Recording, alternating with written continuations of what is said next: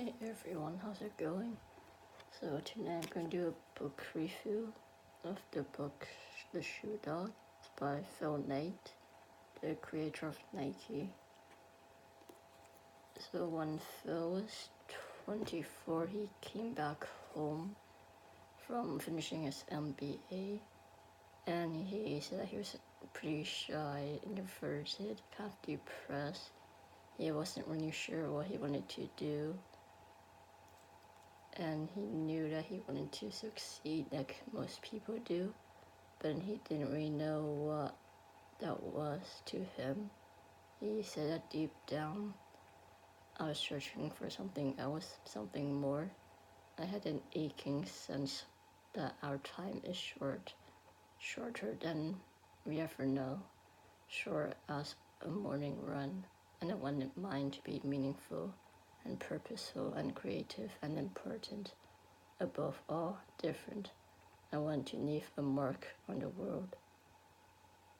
And so even when he was 24, he wanted just a life that's more meaningful and that just creates an impact, a mark on the world.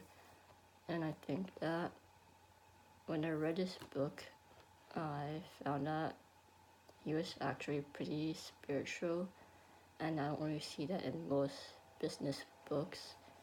And it just shows that he may have like an old soul or just an awakened soul. And it throughout his journey it also shows that as well. He had a crazy idea. It was to go to Tokyo to pitch his idea. But then he needed support mainly from his dad to borrow money. And his dad ended up lending him $3,000, I think, for him to go on a trip to Hawaii, Asia, and Europe, just to travel around and just to just see and learn and just to visit some sacred places, which he seems pretty big on.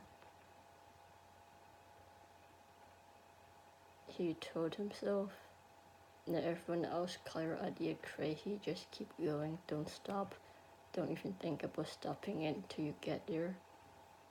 And I think that's a good quote, because there are many people who think your idea is crazy or that you can't do something or that you won't succeed. But then the thing is just not listen to your critics and the negative people, and just to keep thinking positive and know that you can do it because you can. During his tour of the world, he went to Greece to visit the temple of Athena Nike, and he felt like he's been there before. And Nike also means victory. So when later on, when he came up with the business name, he wasn't really too keen on Nike. Nike was actually one of their co-workers. It came to him in a dream that they should call the business Nike. And so later on they all decided, and that's what the name became. This logo, the swoosh, it was created by an art student for $35. She actually just created a bunch of logos and they just decided on one of them. And he wasn't too keen on that as well, but it grew on him. And some people have asked, what's a swoosh? And his answer was, the sound of someone running past you, or the sound of you running past someone else. And so because of that, investors really liked the idea of that. So when he was in Tokyo, he somehow landed a meeting with some executives of like a shoe company. And then after talking, he wasn't really prepared and was actually pretty scared. But then they gave him a deal, and even then he didn't have like his own business, so he just made up like a name on the spot, and they still went for it. So yeah, he was pretty lucky for that.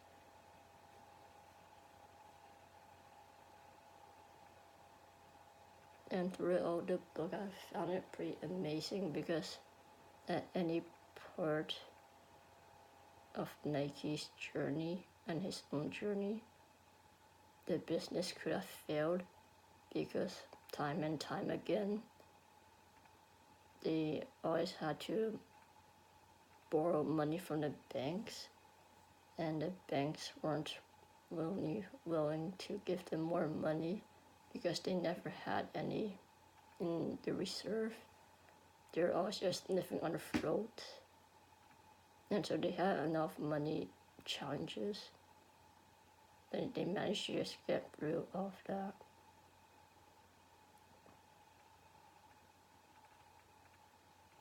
Near the end of the book, he's done a bit of reflecting, and he was reflecting on all the coincidences that he has had. And I now to think that some coincidences are more than coincidental. Can I be forgiven for thinking or hoping that the universe or some guiding demon has been nudging me, whispering to me? And I think that that's also a reason why he's so spiritual and just believes that there's like more to things than just what it seems like.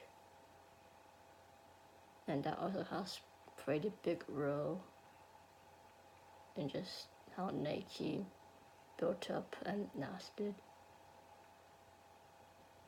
There's a quote that he put in the beginning of the book and also near the end.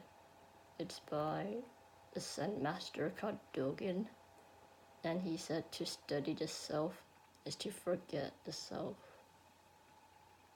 So what do you think that means to you? At the end of the book, in the line after that, he put oneness in some way, shape, or form.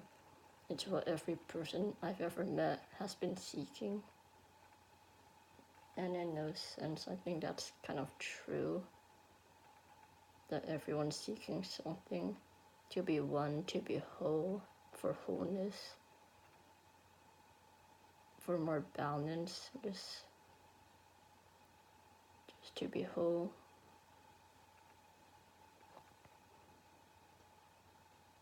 And he also gave a good piece of advice. I tell men and women in their mid-20s not to settle for a job or a profession or even a career. Seek a calling, even if you don't know what that means, seek it. If you're following the calling, the fatigue will be easier to bear, the disappointments will be few, the highs will be like nothing you've ever felt. And I think that's one of the best advice out there nowadays, because there are so many people who are just hopping jobs and not knowing what they want to do for the rest of their life, or they might not feel fulfilled in their current job. And the thing is to just find what your calling is, because your calling is what your purpose is. And once you find your purpose and your calling, then you just feel like that's what you're supposed to do, whether you do it for money or not, because there's usually just more to a position when it comes to a calling. It's more of a life journey, more of something meaningful.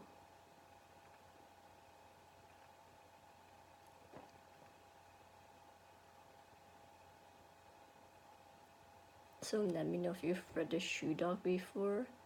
and what you think of it, and also if there's anything that you want me to talk about next. Thank you.